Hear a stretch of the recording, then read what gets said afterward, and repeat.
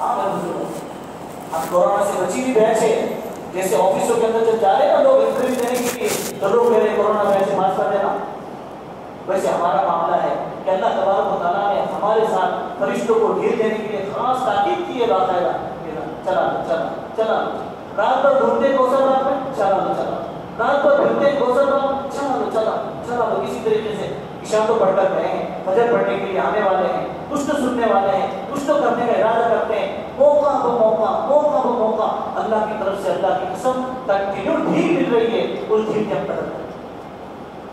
کتنے ہمارے ایسے بھائی بہن جو پچھلے سال رمضان میں ہمارے ساتھ تھے لیکن آج پروں مٹی کے نیچے دبے پڑے. اور میرے بزرگوں قرآن خود کہتا ہے کہ جتنے کوثر باغ کے پڑوس میں راحت باغ ہے نا، ان میں سے اگر کسی کو اللہ تھوڑے لمحے کے لیے بھی بھیج دے، کوئی بھی نہیں کہے گا گھر کا تھوڑا سا کام کاج باقی ہو دیکھ کے آتا ہوں، بلکہ کہے گا بس اے اللہ سب سمجھ میں آ گیا، سب سمجھ میں آ گیا، دیکھ لیا، سب سمجھ لیا، اب کیا چاہتے بس کہ اب تو بس ہمیں نیکی کا موقع دے، نیکی کا موقع دے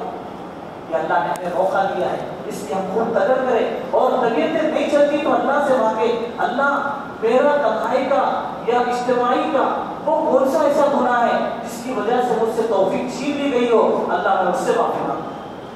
اللہ سے معافی مانگے میرے بزرگوں. اور اندر دل میں آواز آئے گی، آواز آئے گی دل میں، آپ کو باقاعدہ میں کہہ رہا ہوں مسجد کے اندر کہ باقاعدہ آواز آئے گی، آپ کو محسوس ہو گیا کہ دیکھ فلاں فلاں چیز تھی اور وہ چھوٹ جائے گی وہ دعاؤں کی برکت سے اور اعمال کی توفیق شروع.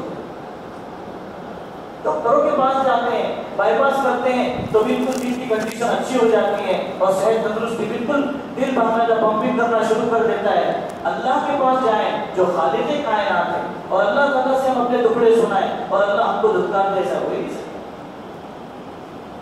اس لیے اس رمضان کی قدر جو بقیہ دن بچے ہوئے اس کا ہم اہتمام کریں گے. تخرج الناس من الظلمات الى النور، برائی سے نکل کر نیکیوں کی طرف آنا، ظلمات سے نکل کر نور کی طرف آنا، اس کے لیے سب سے پہلی شرط تلاوت کلام اللہ، روزانہ پڑھنے کا اہتمام کریں. جب پڑھنے کا اور پڑھنے کے بعد سیکھنے کا اہتمام کریں، جب سیکھ لیں تو سیکھنے کے ساتھ ساتھ سمجھنے کا اہتمام، سمجھنے کا اہتمام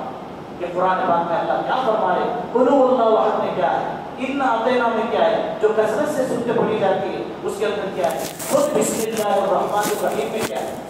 ایک واقعہ کہہ کر اپنی بات ختم کروں. ایک وقت تھا کہ باقاعدہ قرآن پاک اتنا عام تھا جس کا ہم اس پر سے اندازہ لگا لیں کہ عبداللہ ابن مبارک رحمۃ اللہ علیہ خلیفہ ہارون رشید کے زمانے، خلیفہ ہارون رشید کے زمانے ایک شخص کے بارے میں پتا چلا، بادشاہ پہلے سے اس سے بڑی عقیدت رکھتا تھا. تو کچھ دنوں کے بعد کسی نے کرم فرمائی کر دی، کسی نے پہنچا دیا جا کر کے کہ وہ تو ایسے ہے ویسے ہے، دو پیسے ہے، جو ہم لوگ ہو جاتا ہے، آپ لوگ نہیں کرتے، میں کرتا ہوں. تو پہنچا دیا کسی نے، یہ تو بہت برے، آپ اس سے کیا ہے وہ ایک کو قریب کرتے ہیں، ایک کو کیا کو لگا کر لیتے ہو. تو کچھ باتیں اس کی بادشاہ کے پاس ثبوت کے ساتھ پہنچائی گئی. تو بادشاہ نے اعلان کر دیا کہ اس کو نپٹا دو، قتل اڑا دو، اس کا گفٹ یہ ہے. تو دربار میں ان کا ایک شناسائی، ایک جانا پہچانا جو ہے بندہ بیٹھا ہوا، اس نے فوراً ایک فرشتہ کو ایک چٹھی لکھی اور چٹھی لکھ کر کے اس کو فوراً میسج کر دیا، بیٹھے بیٹھے وہاں سے فوراً چٹھی میں دے دیا، اتنا گھوڑے میں جلدی سے جا کر اس کو دے دو. اور میسج کتنا عجیب ہے، بسم اللہ الرحمن الرحیم، ان موسیٰ. اب کیا اس کو سمجھیں گے؟ بے شک موسیٰ،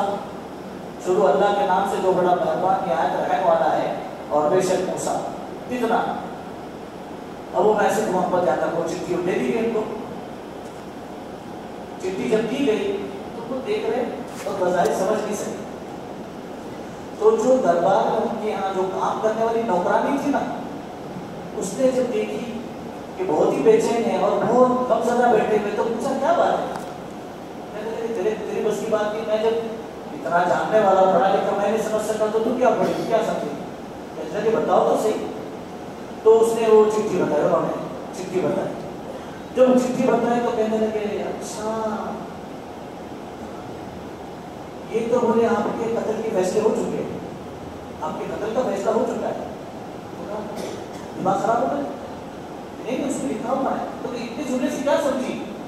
کہنے لگے انہوں نے اس آیت کی طرف لکھا ہے ان الملأ یأتمرون بک لیقتلوک فاخرج انی لک من الناصحین۔ موسیٰ علیہ السلام جب مدین میں جب ان سے ایک معاملہ ہو گیا تھا تو اس وقت میں ان کو باقاعدہ درباریوں کی خبر پہنچائی تھی کہ تمہارا جرم وہاں ثابت ہو چکا ہے اور تمہارے قتل کے فیصلے ہو چکے ہیں، جلدی سے مدین چھوڑ دو۔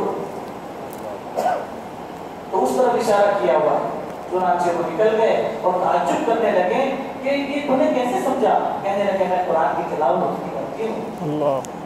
قرآن کی تلاوت کا یہ اثر ہے کہ اللہ تعالیٰ نے تمہارا میسج بھی مجھے سمجھا دیا۔ جو مخلوق کے میسج سمجھے اسے خالق کا میسج سمجھنا کتنا آسان ہے، اس لیے اس کا اہتمام کرنا کریں گے، اس کی فکر انشاءاللہ۔ جو تعلقات والے ہیں، جو اٹھتے بیٹھتے جن سے جو ملتے ہیں، تو خالی سلام مسئلے سے کیا ہوتا ہے؟ نیکیاں مل جاتی، گناہ معاف ہو جاتے، تو خالی اسی پر بات ختم ہو جائے گی، اسی میں جنت ملے گی؟ نہیں، بلکہ ایسی کارگزاری میں پوچھتا رہتا ہوں باقاعدہ، میری گندی عادت ہے،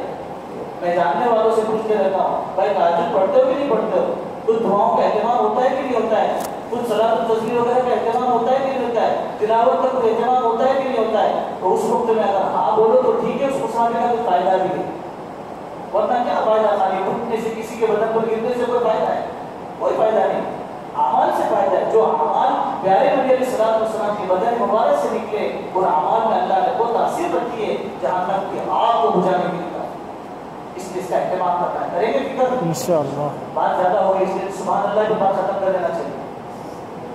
بسم اللہ الرحمن الرحیم، سبحان ربی العلی الاعلی الوقار،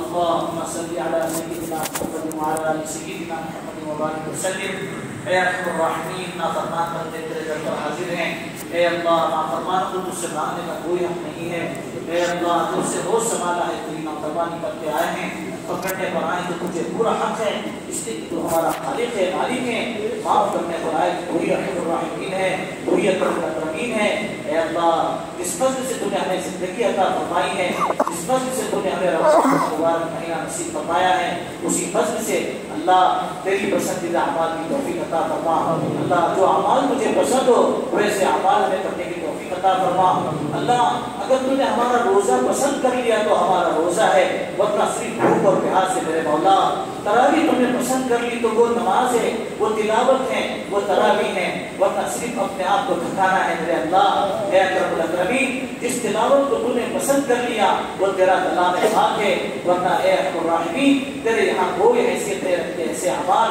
جسے تو پسند نہ کرے، اللہ اپنے پسندیدہ اعمال کی توفیق عطا فرما۔ اے اللہ جن گناہوں کی وجہ سے اعمال کی لذتیں کھو چکی ہیں، اے اللہ ان گناہوں سے ہم سچی پکی توبہ کرتے ہیں، ہمیں معاف فرما دے، اللہ ہمیں معاف فرما دے۔ اے اللہ اپنے کام کی لذت اور حلاوت نصیب فرما، اپنے کلام کی لذت اور حلاوت نصیب فرما، اپنے نام کی لذت اور حلاوت نصیب فرما، ہمارے ٹوٹے پھوٹے روزوں کو قبول فرما، ہماری تراویح کو قبول فرما، ہمارے اس کہنے سننے کو قبول فرما، نزدیک دور سے آنے والوں کو قبول فرما۔ اتنا سارا مجمع تیرے کلام کی محبت میں آیا ہے، اے اللہ تیری محبت میں آیا ہے، اے اللہ ان کے تھکنے کو قبول فرما، اے اللہ ان کے نسلوں میں صلحاء، اتقیاء، اذکیاء، نیک اور صالح لوگ پیدا کرنے کے فیصلے فرما، اے اللہ ان کی اولاد کو ان کی آنکھوں کے ٹھنڈک کا سامان بنانے کے فیصلے فرما، اے اللہ ان کی صلاحیتوں کو اپنے پسندیدہ جگہ پر لگانے کے فیصلے فرما، ہم سب کو خیر کا نمونہ بنا، شر کا نمونہ بننے سے سب کی حفاظت فرما، اے اللہ اس بستی میں اس سوسائٹی پر